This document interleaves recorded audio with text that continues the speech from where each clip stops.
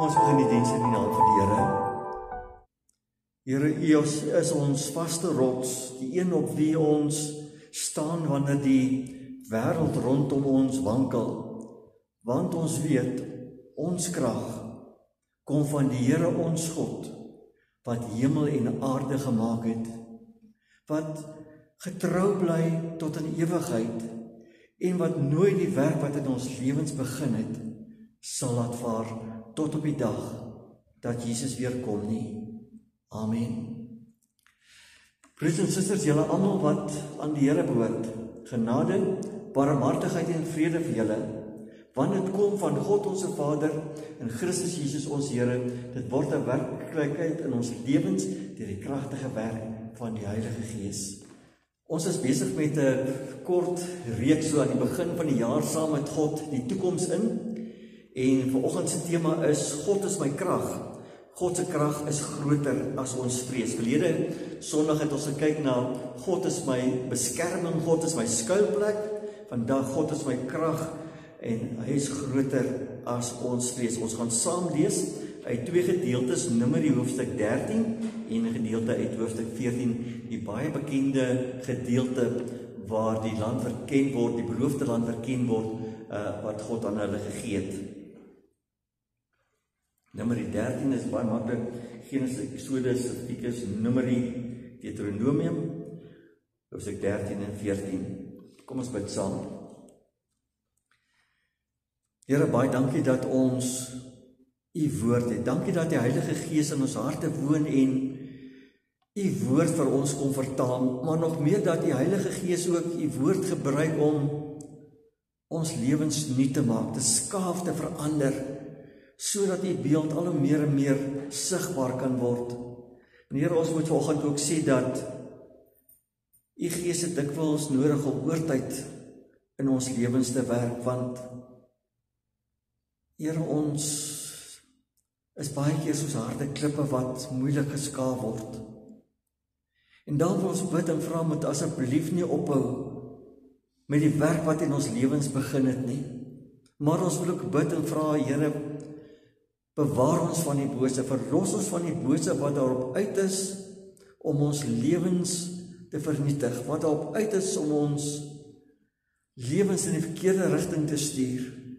Laat U Heilige Gees ons opnuut weer volmaak, sodat ons tot U eer kan lewe. Help ons om ons oë op U gerig te hou, want ons bid dit in naam van Jesus die Here, aan wie alle mag in hemel en aarde behoort.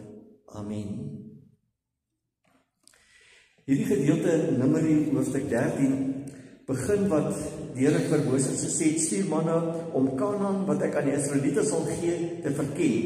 Dan sal hy elke stam met jy 'n leier onder hulle stuur en so meer. Dan gaan hulle die land in en dan kom hulle terug met hulle verslae. Ons lees in Numeri 13 vanaf vers 26. Die verkenners het toe by Moses en Aaron en die hele vergadering van die Israeliete by Kades in die Paran-woestyn aangekom. Daar het hulle aan Moses en aan die hele vergadering verslag gedoen en vir hulle die vrugte van die land gewys. Hulle het aan Moses gerapporteer en gesê, ons het in die land gekom waarheen U ons gestuur het. Dit loop oor van melk en honing, en hier is van sy vrugte.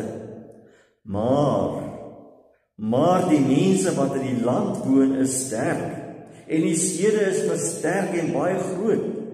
Ons het ook die nageslagte van Enak daar gesien. Die Amalekiete woon in die suidland, die Hittiete, Jebusiete en Amoriete in die bergwêreld en die Kanaaniete by die see en langs die Jordaan. Dan vers 30.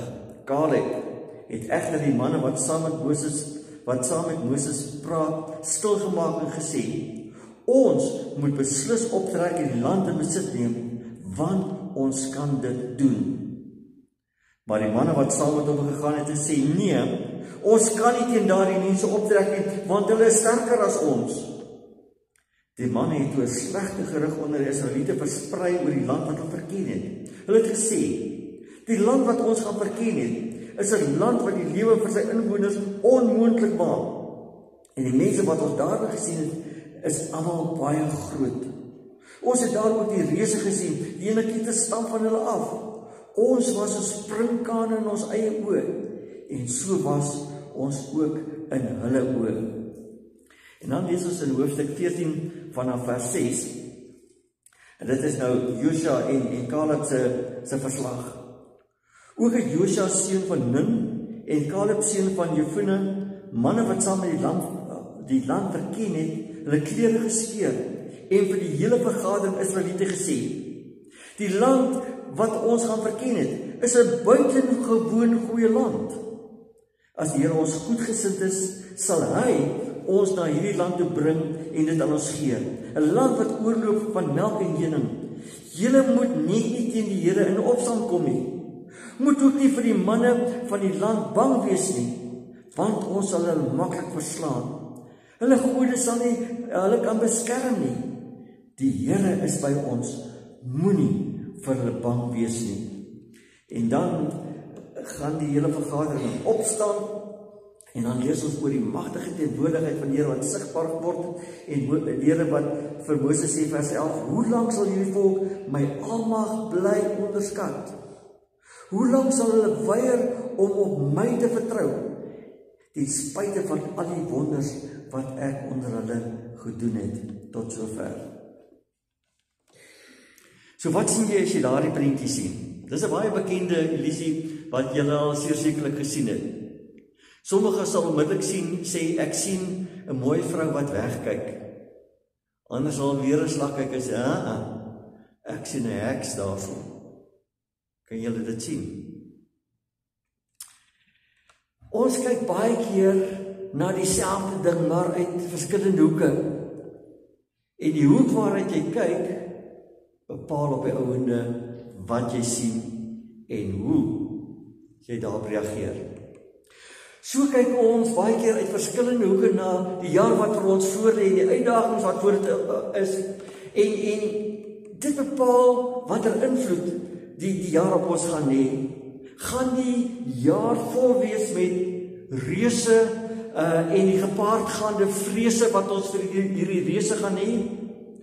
Of gaan dit 'n jaar wees wat ons vol vertroue op God vestig, omdat God groter is as die reuse wat in ons pad staan?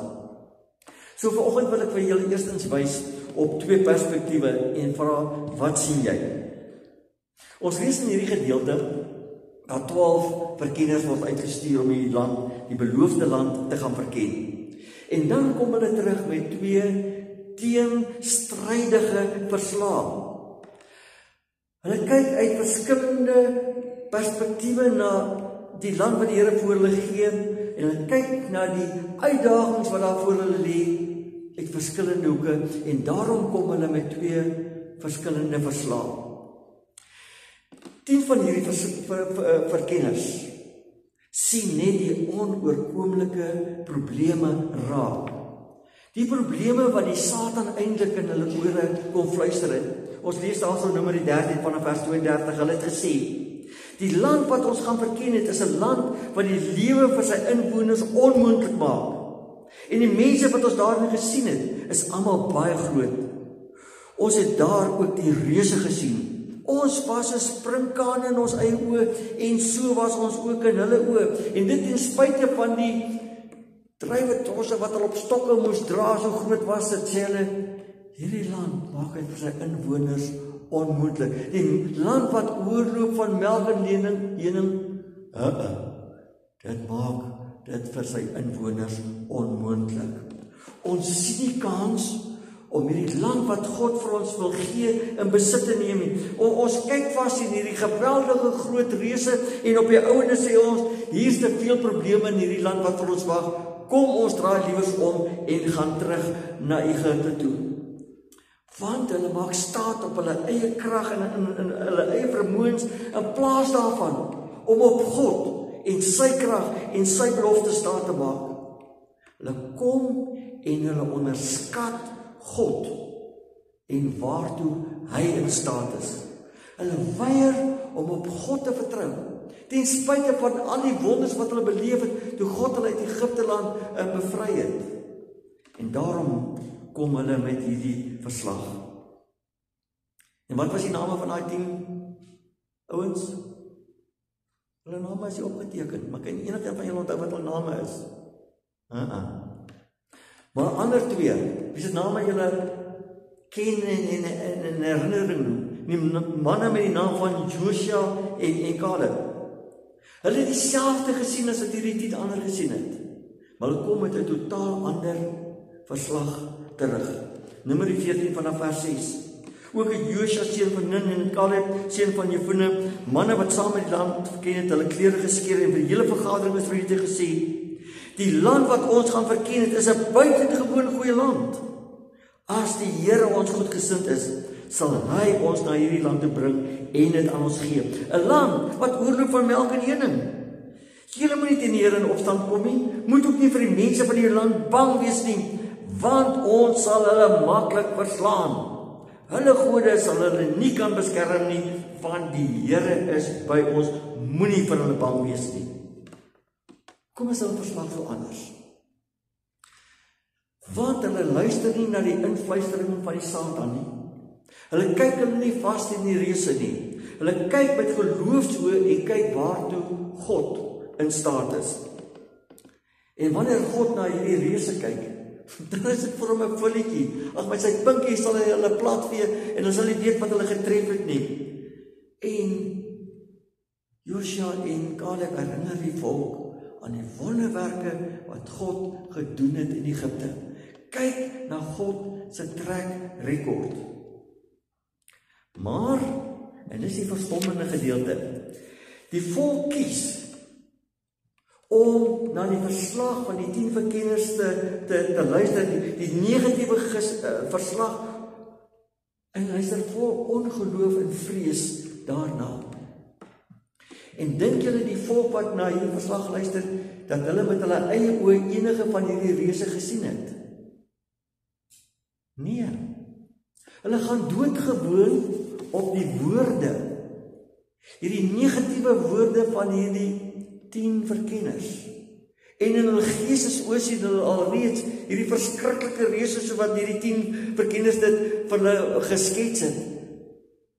En hulle broeke bewe van vrees. Want sien, dit is die Satan se manier dat hy tower allerlei illusies van reëse om ons moed te breek nog voor die jaar begin het. Hy tower hierdie illusies van reëse om ons knie lam van vrees te maak, sodat ons onbruikbaar in God se koninkryk sal wees.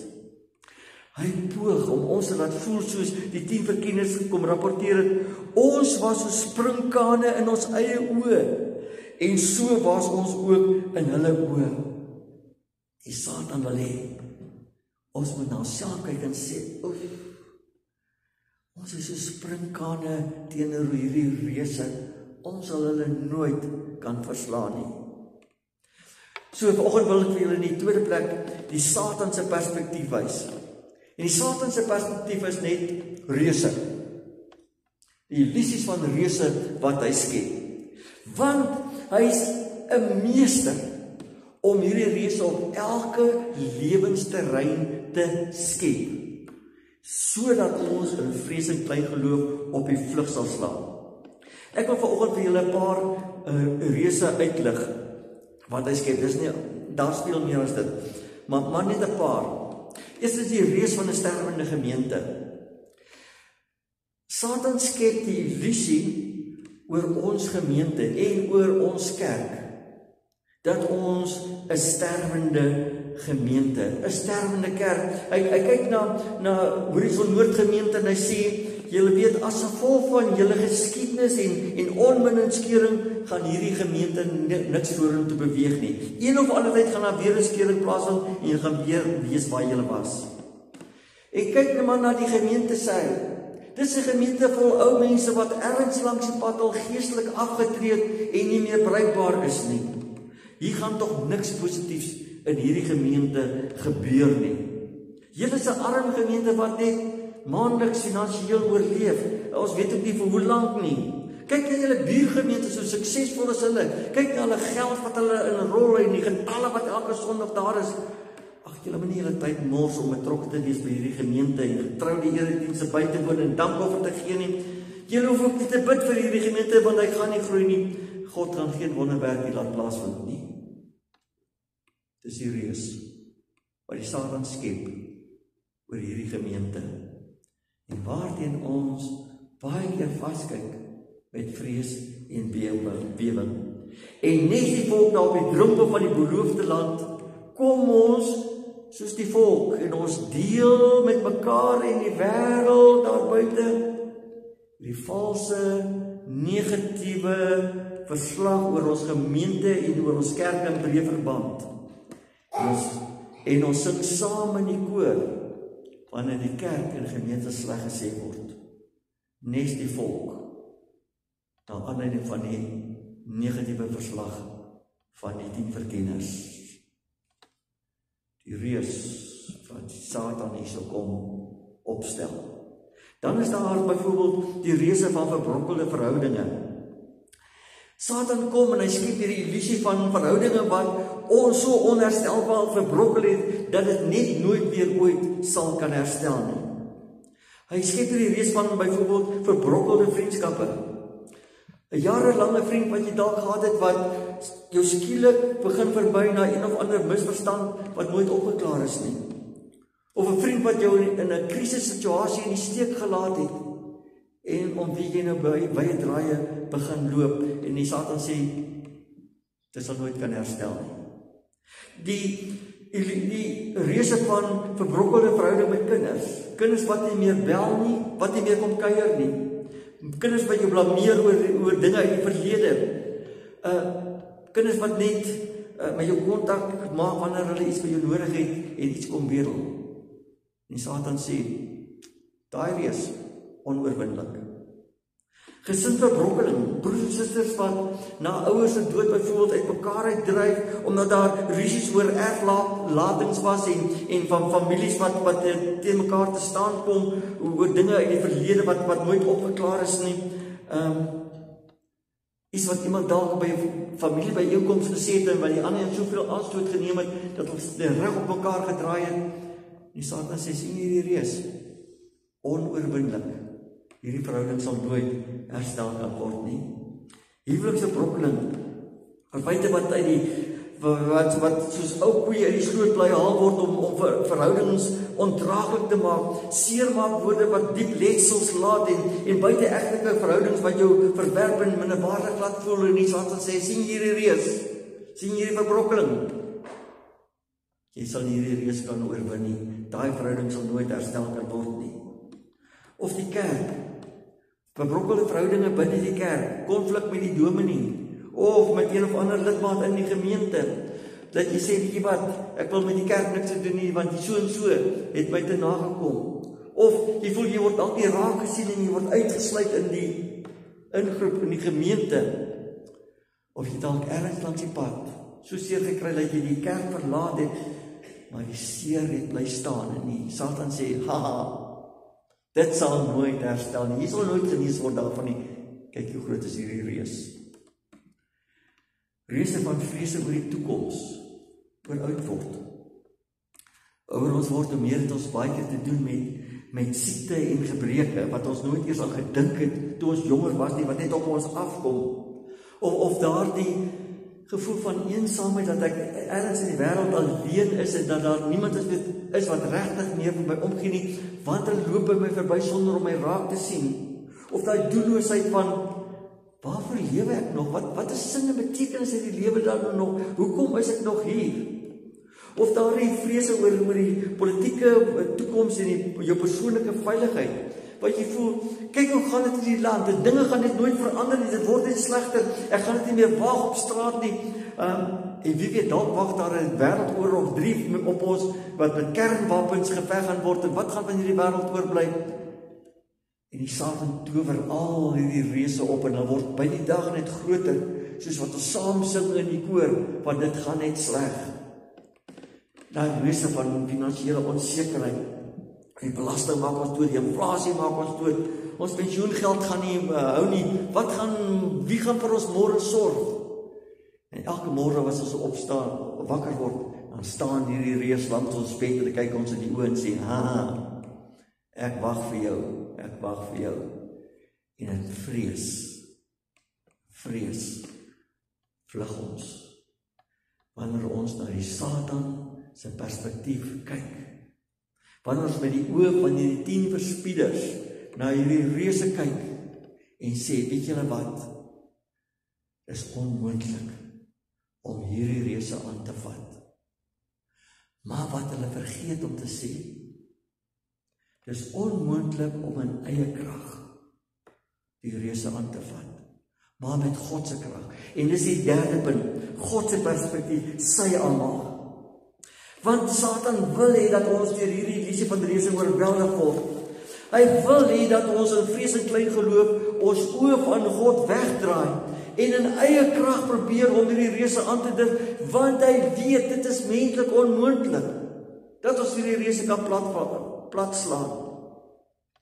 Maar hoor wat sê God vir sy volk, wat al deur vrees laat oorweldig en na Egipte wil terugdraai in Numeri 14 vers 11. Die Here het vir Moses gesê, hoe lank sal hierdie volk my almag bly onderskat? Hoe lank sal hulle weier om op my te vertrou, ten spyte van al die wonders wat ek onder hulle gedoen het?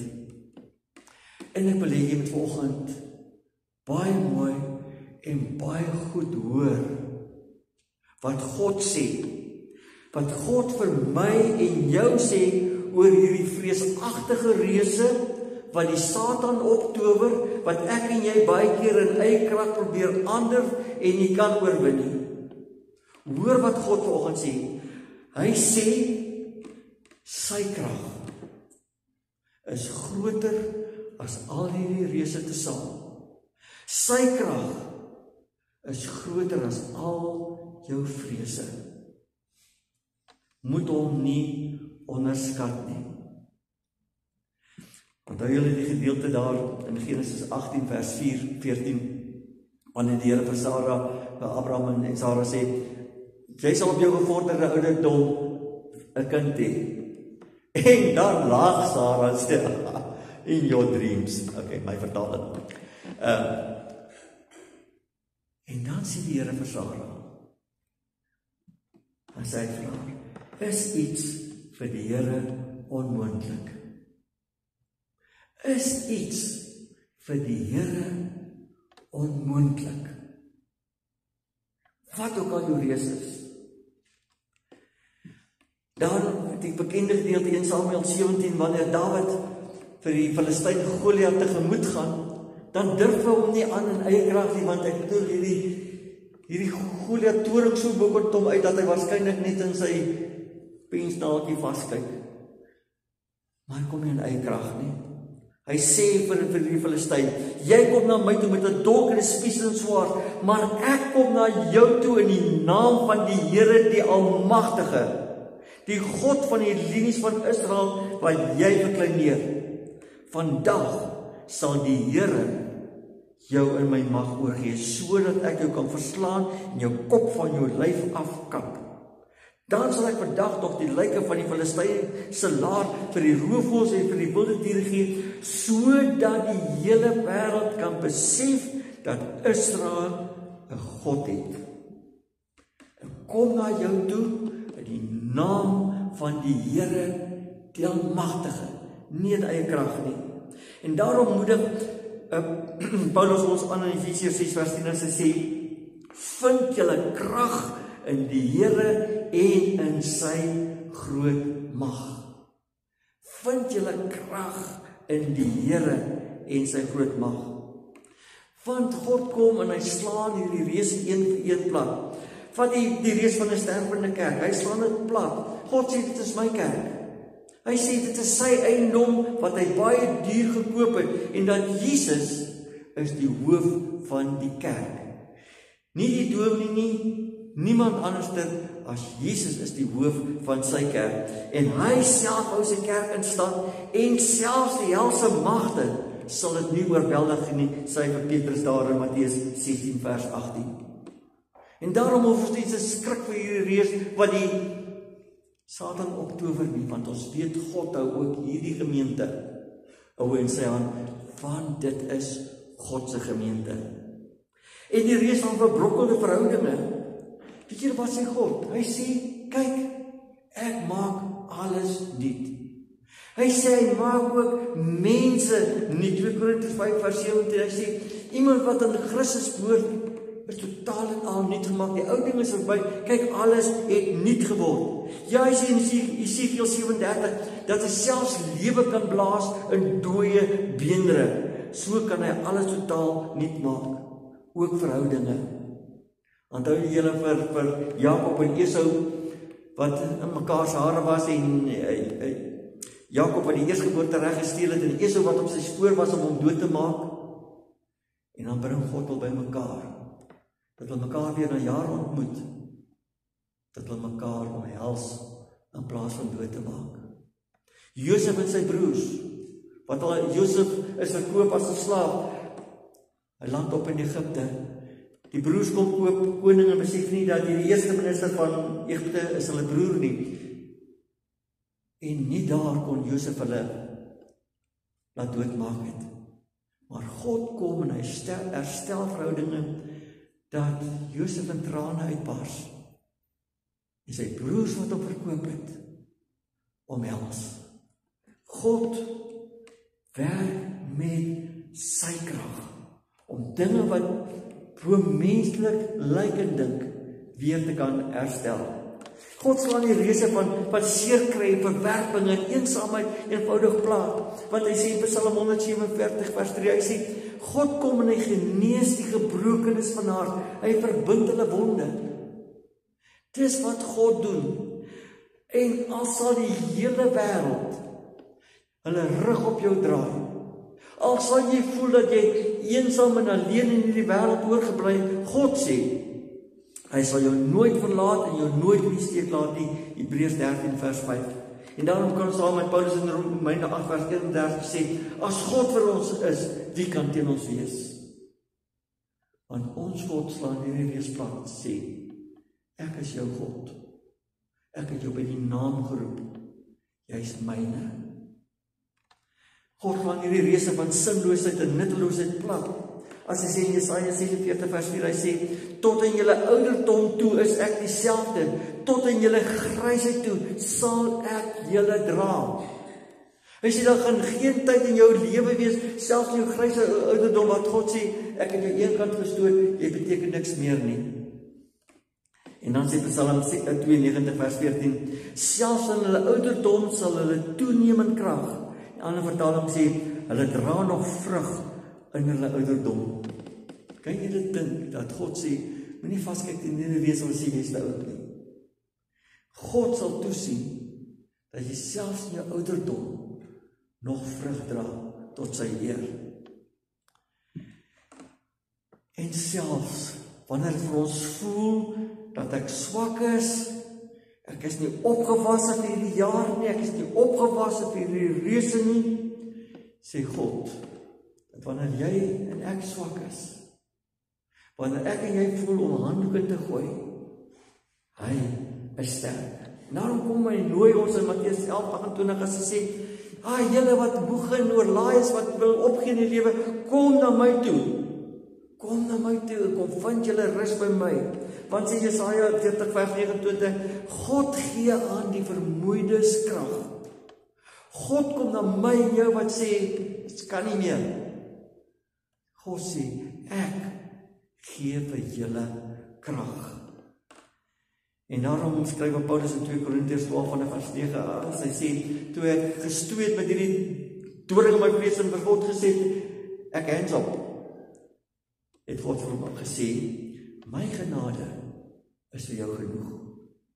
My krag kom juis op volle werking wanneer jy swak is. Dis alright om swak te wees. Dis alright om te voel, die reus is te groot om te hanteer. Die storms van die lewe is te groot. God sê, dis alright. In eie krag kan jy nie. Hy sê, sy genade is genoeg. En wanneer jy swak is, kom sy krag tevoorskyn. En daarom kan Paulus in Filippense 4:13 in die bekende gedeelte sê, ja, ons is tot alles in staat deur Christus, wat my krag gee. Nie eie krag nie, ek kan dit hanteer, omdat dit Christus is wat my krag gee. God se krag is groter as al jou vrese in hierdie lewe.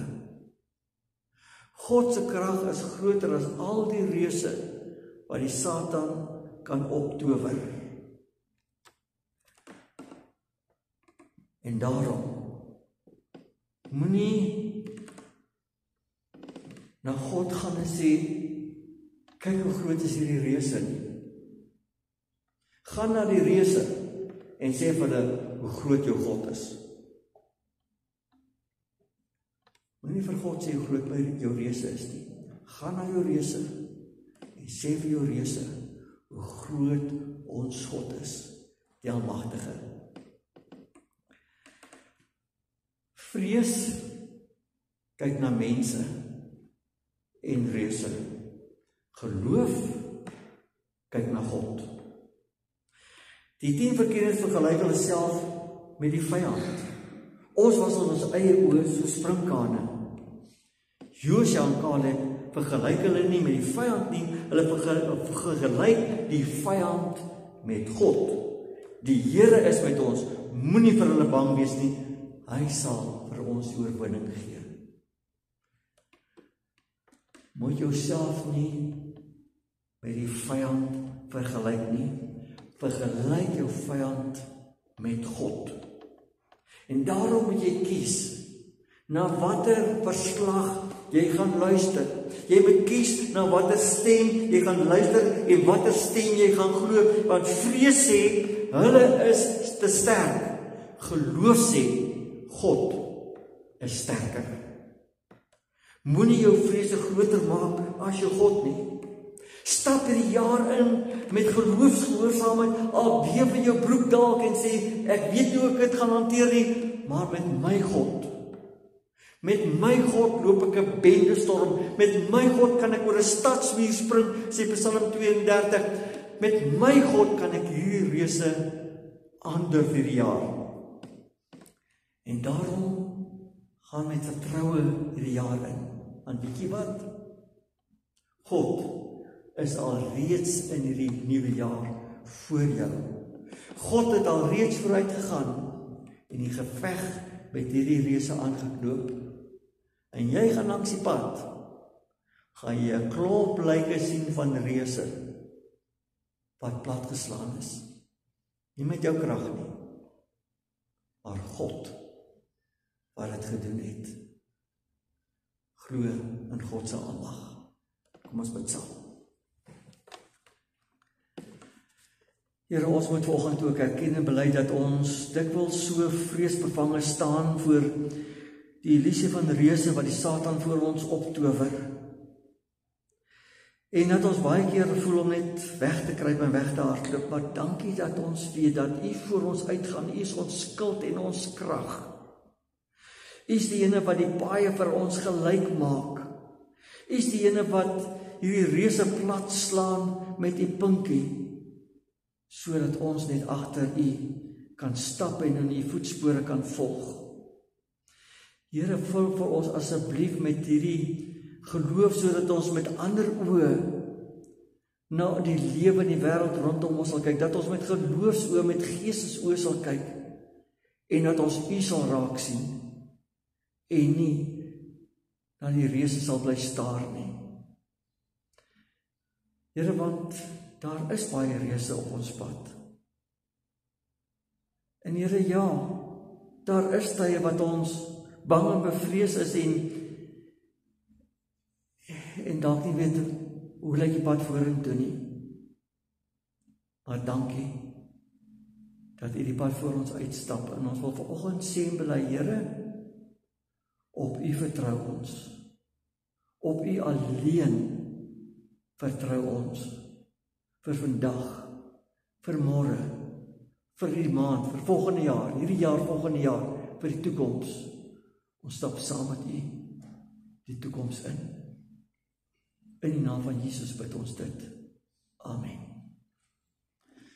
Gemeente, ontvang die seën van die Here en gaan vanoggend huis toe in die krag van die Here en gaan durf daardie reuse aan want die Here sal julle seën en julle beskerm. Die Here sal tot julle redding verskyn en julle genadig wees. Die Here sal julle gebede verhoor en aan julle vrede gee. Amen.